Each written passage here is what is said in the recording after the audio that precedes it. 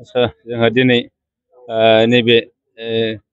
चिरां जिल्लानि जे सान्थिफुर गोजौ फरायसालिनि जे गेलेग्रा फोथाराव जे फैगौ 2025 मायथाइनि फेब्रुवारि दाननि 6-7 एबा 6 आरो 7 खालार खालि जों दुलाराय बर' हारिमु आफादनि 21थि जे बोसोरसालिया जथुम्माखौ खुंफुंनो थाखाय थाम-थिम खालामनाय जादों आरो बेखौ मोजाङै मोजां खुंफुंलांनो थाखायनो जों दिनै मोनसे राफोद बानजाय आफाद दानानै होफैदों। दिनै जोंनि बानजाय आफादाव जोङो बिटिआरनि मानगोनां इएम मुस्रि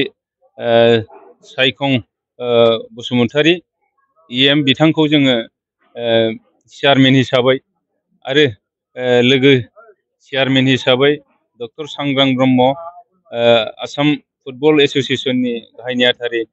बिथाङा बे ओनसोलनि समाज सिबियारि जों बिथांखौ लोगो चेयारमेन हिसाबै मोननो हादों आरो मृत्युन्जय बरगयारी बिथांखौ चिफ कनभेनर हिसाबै जोङो मोननो हादों। आसा खालामो जोंनि बे फैगौ 21थि बोसोरसालिया जथुम्मा दुलाराय बर' हारिमु आफादनि बे जथुम्माया गाहामै गाहाम जाफुंलांगोन। समायना रमायना जे कालारफुल बे ओनसोलनि रायजो राजा आइ आफा बिदा फंबाय बिथांमोननि मदद आरो हेफाजाबजों जाफुंसारगोन होननानै आङो दुलाराय हारिमु आफादनिफ्राय मिजिंथिनाय जाहैबाय आरो फैगौ जे 2025 मायथाइनि जे फेब्रुवारि दाननि 6 आरो 7 अक्ट'खालि जोंनि बे दुलाराय बर' हारिमु आफादनि 21थि बोसोरसालिया जथुम्माया बे चिरां जिल्लानि सान्थिफुराव खुंजानो थांगासिनो दङ। बिनि थाखायनो आङो बै सानखालि आरो बे हाबाफारियाव गासैबो चिरां जिल्लानि सिङाव थानाय आरो नैबे सान्थिफुर हालामनि आरो 10थि जे दख'रा एबा चिरांदुवार ओनसोलनि गासैबो रायजो राजा हारिमु मोजां मोनग्रा आइ आफा बिदा फंबाय नोंथांमोनखौ लोब लोब फैनानै बाहागो लाफैनानै जोंनि बे दुलाराय बर' हारिमु आफादनि बोसोरसालिया जथुम्माखौ मदद होफैनो थाखाय आङो दुलाराय बर' हारिमु आफादनि जानानै गुरैयै खावलायहरनाय जाबाय। गोजोन्थों। बे हाबाफारिनि नेचारा माबायदि जागोन ओरैनो? बे हाबाफारियाव जोंहा साननैनि हाबाफारि लानाय जादों। जोङो बेहाय जोंहा 25था जोङो जिल्ला हारिमु आफाद दङ गासै आसामखौ लाफानानै आरो सोनाब बेंगल आरो नेपाल बेवबो आरो मेघालय आरो जोंहा नागालेण्ड बेवबो जोंहा जिल्ला हारिमु आफाद दं हिसाबै बिथांमोननिफ्रायबो थान्दै महरै बाहागो लाफैगोन आरो जोंहा दोरोङारि बादायलायनाय दोरोङारि जे जोंनि मोसानाय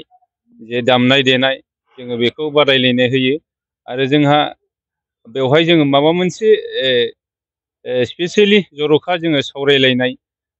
जोङो हाबाफारिबो लायो आरो बे हाबाफारियाव जोङो गासैबो जोंनि बर'नि गोदान गोजाम जोङो महरगिरि आर्टिस्ट बिथांमोनखौ लानानै जों मोनसे महरगिरि जथुम एबा आर्टिस्ट मिटबो जोङो खुंनाय जागोन आरो बेवहाय जोङो एगजिबिसन हिसाबै जोंहा दिनै जोंनि बर'नि हारिमुनि दामजु आरो जोंनि जानाय लोंनाय गाननाय जोमनाय बेखौ जोङो GI/टेग मोननो हाबाय हिसाबै जोङो बे GI/टेग मोननाय जे आयदाफोरनि सायाव जोङो दिन्थिफुंनो थाखाय जोङो थियारि जानानै दङ आरो बेखौ जों बे हाबाफारियाव जों दिन्थिफुंगोन एगजिबिसन हिसाबै आरो जोंहा गोबां सावरायलायनायनि गेजेरजों जों माखासे हाबाफारिखौ जोङो लादेरबावगोन बेखौ जोङो उननि पर्यायाव जोङो नोंथांमोननि सिगाङाव जोङो फोसावगोन।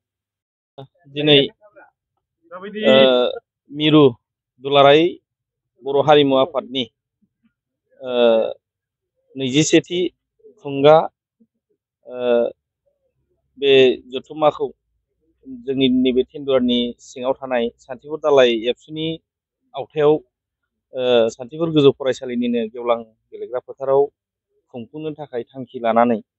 दिनै बे हाबाफारिखौ खुंफुंनांगौनि थाखाय बानजाय आफाद दाफैदों आरो बे बानजाय आफादाव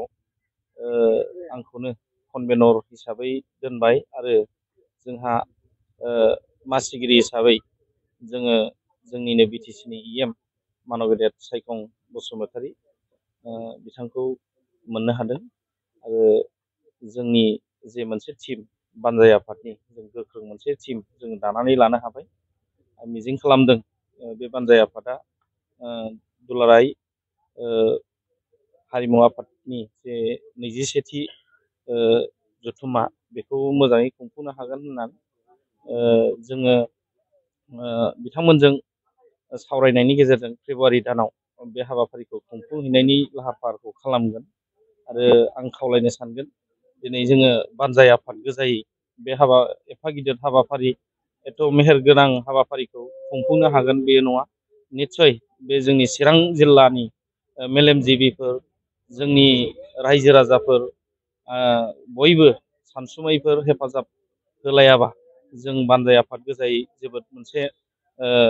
देहेब गोग्लैनाय बेखौ जों मोनदों। ओंखायनो खावलायहरगोन नोंथांमोननि गेजेरजों जोंनि चिरां जिल्लानि गुबुन गुबुन माहारियारि आफाद आरो जोंनि गुबुन गुबुन धोरोमारि आफाद जोंनि गुबुन गुबुन आफादफ्रा अनसायनायनि गेजेरजों जोंखौ मदद खालामगोन आरो जोंनि चिरां जिल्लानि सिङाव थानाय गासै रायजो राजा बिथांमोनहा हारिमुखौ अनसायनायनि गेजेरजों नैबे हाबाफारिखौ खुंफुंनायावबो गोख्रोङै हेफाजाब होगोन होननानै आं मिजिंथिनायजों खावलायहरनाय थाबाय।